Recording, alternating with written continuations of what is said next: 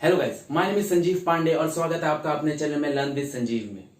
तो आज हम लोग यहाँ ये नहीं देखने वाले हैं कि क्या पढ़ना है। आज हम लोग यहाँ ये देखने वाले हैं कि कैसे पढ़ना है।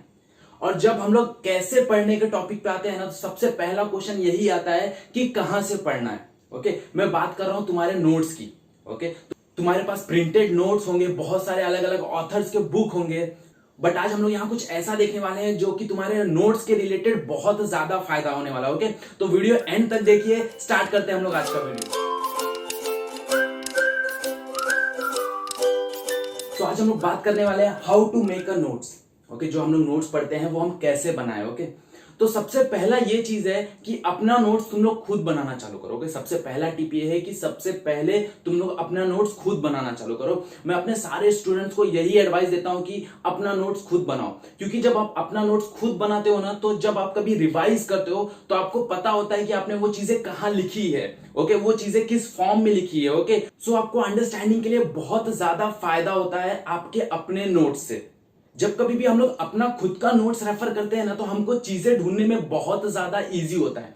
अब आप लोग बोलोगे कि सर ये प्रिंटेड नोट्स में भी मिल जाते हैं। ओके, हाँ मिल जाते हैं, बट क्या होता है, अगर सपोज करो कोई भी डेरिवेशन है, अगर वो प्रिंटेड नोट्स में लिखी है, ओके, तो कुछ ऐसे पॉइंट होंगे जो हमको समझ में नहीं आएंगे। अब वो पॉइंट समझने के लिए हम लोग को पूरा डेरिवेशन वापस देखना पड़ेगा।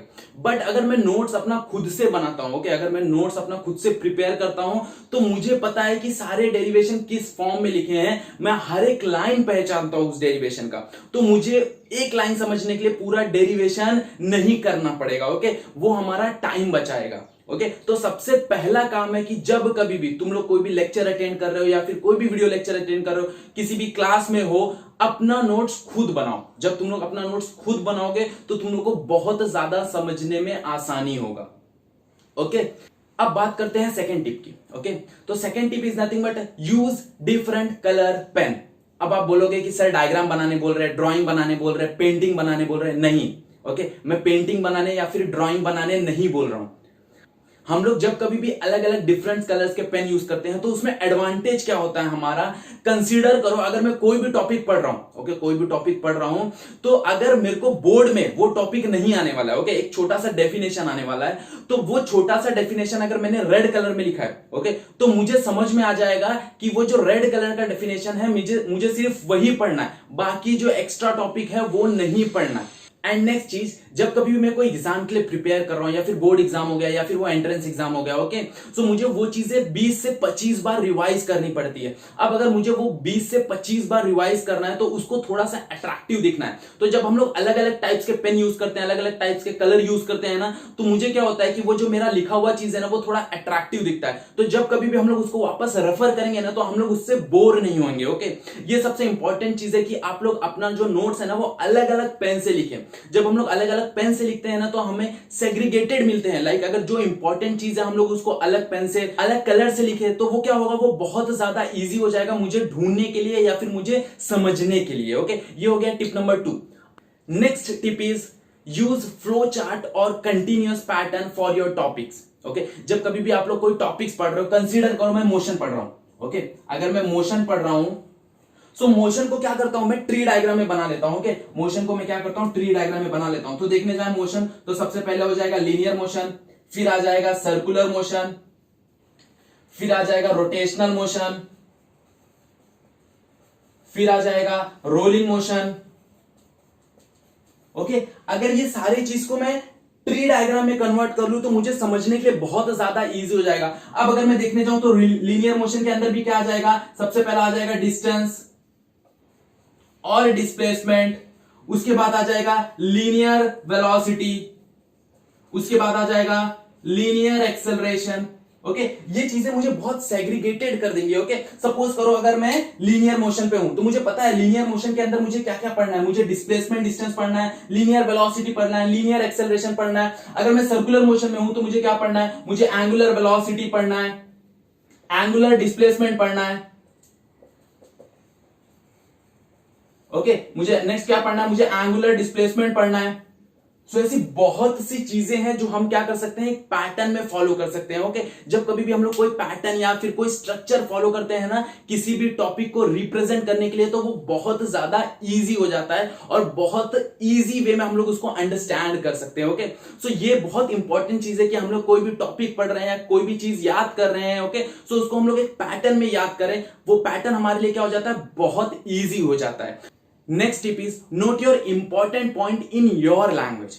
ओके, क्या होता है जब कभी भी हम लोग कोई लेक्चर अटेंड कर रहे हैं, सपोज करो लाइव लेक्चर है या फिर वीडियो लेक्चर है, तो उसमें क्या होता है कि जब कभी भी कोई सर हमको कोई स्टेटमेंट समझाते हैं तो वो स्टेटमेंट फिलहाल के लिए हमको उस पर्टिकुलर टाइम के लिए वो समझ में आ जाता है। क्यों? क्योंकि सर हमें इंग्लिश में या फिर और कोई अदर लैंग्वेज में समझाते हैं, बट हम लिखते किस फॉर्म में है, इंग्लिश में लिखते हैं। ओके, जब हम लोग इंग्लिश में लिख रहे हैं और हमको वो रिवाइज करना है, तो जब हम रिवाइज करने जाते हैं तो क्या होता है मालूम है, वो इंग्लिश में लिखा हुआ स्टेटमेंट कभी कभी हमको समझ में नहीं आता। ओके, या फिर सर कभी क्या करते, कुछ ऐसा पॉइंट बता देते जो हमको लिखना नहीं रहता, बट हम क्या कर सकते हैं अलग से। ओके, एक अगर समझो यहाँ पे मेरा एक स्टेटमेंट लिखा है, तो अलग से यहाँ पे एक बॉक्स बना के या फिर छोटा सा कहीं पे भी हम लोग क्या कर सकते हैं, उसको ही हिंदी, ओके, इंग्लिश, तुमको जिस लैंग्वेज में प्रीफर है, ओके, हिंदी हो गया, इंग्लिश हो गया, तेलुगु हो गया, गुजराती, मराठी, हर एक लैंग्वेज में हम लोग क्या कर सकते हैं, नोट कर सकते हैं। ये बहुत ही ज्यादा कारगर है। ओके, लाइक मैं जब पढ़ता था ना, मैं क्या करता था, लाइक मैं अभी भी अगर कोई भी चीज मुझे समझ में नहीं आ रही ना, तो मैं छोटा सा क्या करता था, हिंदी में या फिर इंग्लिश के इजी लैंग्वेज में क्या करता था, उसी चीज को फटाक से लिख लेता था। क्योंकि जब मैं बाद में रिवाइज करूं ना, तो मुझे वो चीजें क्लियर है, मुझे वो चीजें अच्छे से समझ में आ जाए, इजी फॉर्म में समझ में आ जाए। ओके, लाइक उस चीजों को समझने के लिए मुझे वापस पूरा चैप्टर ना रेफर करना पड़े। तो ये बहुत ही इंपॉर्टेंट है कि जब हम लोग कोई भी छोटा सा टॉपिक है जो सर समझा रहे हैं, जो हम लोग नोट नहीं कर रहे हैं, ओके, लाइक मुझे बाद में वो याद रखना है या फिर वो बहुत ज्यादा इंपॉर्टेंट है जो मुझे बाद में काम आ सकता है, फटाक से क्या करो, जो बुक का मार्जिन होता है या फिर कहीं पेज का मार्जिन होता है, वहां पे क्या करो, वो पॉइंट नोट डाउन कर लो इन योर लैंग्वेज। जो लैंग्वेज में आपको समझ में आता है उस लैंग्वेज में वो क्या करो, नोट डाउन कर लो। ये बहुत ही इंपॉर्टेंट पॉइंट है। Okay, next tip is add your own tag. Okay, अब हम लोग देखने जाए टैग क्या होता है। ओके, जब कभी भी हम लोग लेक्चर में पढ़ रहे हैं तो हम लोग को क्या होता है कि सर बोलते हैं कि ये इंपॉर्टेंट पॉइंट है, तो हम लोग सिंपली क्या करते हैं, उसके ऊपर आईएमपी लिख देते हैं। ओके, या फिर स्टार मार्क कर देते हैं, ज्यादा इंपॉर्टेंट रहता तो क्या कर देते हैं, डबल स्टार कर देते हैं। ओके, अब जब हम लोग आईएमपी लिखते हैं और डबल स्टार करते हैं ना, तो ऐसा पूरे चैप्टर में कम से कम 20 या 25 जगह हम लोग आईएमपी लिखते हैं, डबल स्टार करते हैं, सिंगल स्टार करते हैं। ओके, तो वो सेग्रीगेट नहीं हो पाते। आप लोग क्या करो, अपना खुद का टैग बनाओ। ओके, लाइक मैं जब पढ़ता तो मैं क्या करता था मालूम है, जब कोई भी इंटरेस्टिंग टॉपिक रहता था जो कि बहुत ज्यादा इंपॉर्टेंट है, तो उस टॉपिक के कॉर्नर में मैं लिख देता था जबरदस्त। इसका मतलब क्या है मालूम है क्या, कि मतलब वो टॉपिक बहुत ज्यादा इंटरेस्टिंग है और बहुत ज्यादा इंपॉर्टेंट है। अब कुछ टॉपिक क्या होते हैं मालूम है, जो सिर्फ बोर्ड पे आते हैं। ओके, वो जेई नीट में नहीं आते, लेकिन बोर्ड के लिए मुझे वो टॉपिक पढ़ना पड़ता है, तो मैं क्या यूज करता था, वहां पे मैं बीओ लिख देता था।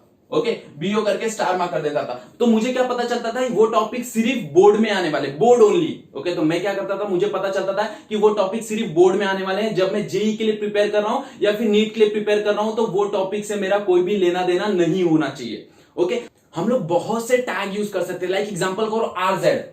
ओके, मैं बहुत जगह आरजेड भी यूज करता था। आरजेड मतलब क्या, रटना जरूरी है। ओके, मतलब कुछ ऐसे टॉपिक्स होते हैं जो हम लोग को कंपलसरी वो बाय हार्ट करने ही पड़ते हैं, वो याद करने ही पड़ते हैं। ओके, सो उस टॉपिक के लिए मैं क्या लिख देता था, आरजेड लिख लेता था। तो क्या करो, अपना खुद का टैग बनाओ। जब तुम लोग अपना खुद का टैग बनाओगे ना, तो तुमको समझ में आएगा कौन कौन सा इंपॉर्टेंट टॉपिक है, कौन कौन सा इंपॉर्टेंट टॉपिक नहीं है। ओके, अगर हम लोग सब जगह आईएमपी लिखे ना, तो हमको क्या लगता है, सारा का सारा इंपॉर्टेंट है, तो सारा का सारा ही हम लोग क्या करते पढ़ते हैं। और देखने जाए तो पूरे चैप्टर में हम लोग कम से कम 20 से 25 बार आईएमपी लिखते। बट क्या करो, जब तुम लोग अपना खुद का टैग बनाओगे, लाइक जैसे मैं बनाता था, जबरदस्त हो गया, बीओ हो गया, आरजेड हो गया। ओके, अपने जो भी टैग्स है, तुम लोग को जो भी रिलेवेंट लगता है वो तुम लोग टैग्स यूज करो। उससे फायदा क्या होगा पता है क्या, कि जब हम लोग पढ़ेंगे ना, तो हमको पता रहेगा कि कौन सा इंपॉर्टेंट है, कौन सा इंपॉर्टेंट नहीं है, कौन सा बोर्ड में आ सकता है, कौन सा एंट्रेंस एग्जाम में आ सकता है। तो बहुत ज्यादा हेल्पफुल होता है वो हमारे फर्दर रिवीजन के लिए या फर्दर स्टडीज के लिए। ओके, ये सारे पॉइंट्स हम लोग कलेक्ट कर सकते हैं अपना खुद का एक अच्छा नोट्स प्रिपेयर करने के लिए, जो इफेक्टिव नोट्स हो। ओके, लाइक अगर मैं वो रेफर करूं, बाद में रेफर करूं, 3-4 बाद महीने रेफर करूं, तो उस चीज में मैं कंफ्यूज्ड नहीं होना चाहिए। ओके, सो अगर ये सारे पॉइंट्स आप रेफर करोगे, तो आपका जो नोट्स रहेगा वो बहुत अच्छा नोट्स रहेगा। और अभी भी मैं सजेस्ट करता हूं कि always prepare your own notes. Okay, जब तुम लोग अपना खुद का नोट्स बनाओगे तो वो बहुत ज्यादा इफेक्टिव होगा। ओके, और उसका जो आउटपुट होगा, आउटकम होगा, वो बहुत अच्छा होगा। ओके सो अगर ये वीडियो आपको इन्फॉर्मेटिव लगा तो ये वीडियो को लाइक दीजिए। ओके अगर आपके कोई कलीग्स हैं या फिर जो ऑनलाइन पढ़ रहे हैं जिनको नोट्स बनाने में प्रॉब्लम हो रहा है उनके साथ आप ये वीडियो शेयर कर सकते हैं। और अगर अभी तक आपने चैनल को सब्सक्राइब नहीं किया तो सब्सक्राइब कर लीजिए, क्योंकि ऐसा बहुत सारा कंटेंट लेके आने वाले हैं हम लोगों के। आई नो कि थोड़ा वीडियोस कम आ रहा है, एक्चुअली मैं थोड़ा सा बिजी हूं ये वीक में। नेक्स्ट वीक से मैं ट्राई करूंगा थोड़ा सा कंटिन्यूअस वीडियो बनाने के लिए। ओके सो आज का वीडियो हम लोग यहीं पे खत्म करते हैं। सो आज के लिए बस इतना ही। That's it for today. Thank you so much.